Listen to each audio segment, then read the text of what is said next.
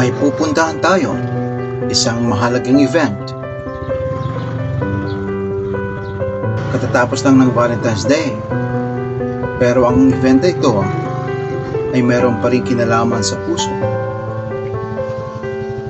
Isang beses sa isang taon, ito ay pinaghahandaan, pinipilahan, pagandahan,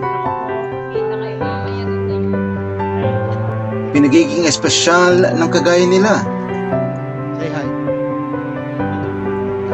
May tugtugan, mga laro,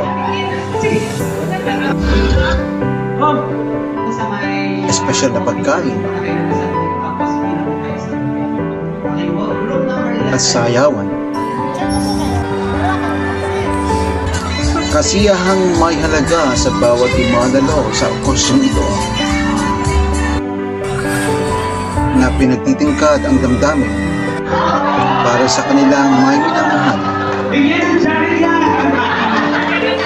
Sa mga taong nagbibigay importansya sa pagpapalakas ng relasyon.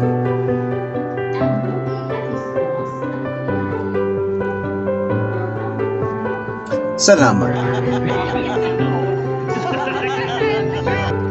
Higit sa pagkakaibigan, sa lahat ng ito, ang mensahe ay malinaw. Ang pag-ibig ay dakila sa lahat ng ito. Kung si Jesus ang pundasyon, muling pag-alabin ang pagtitinginan, ang pagsusuyuan at pagmamahalan.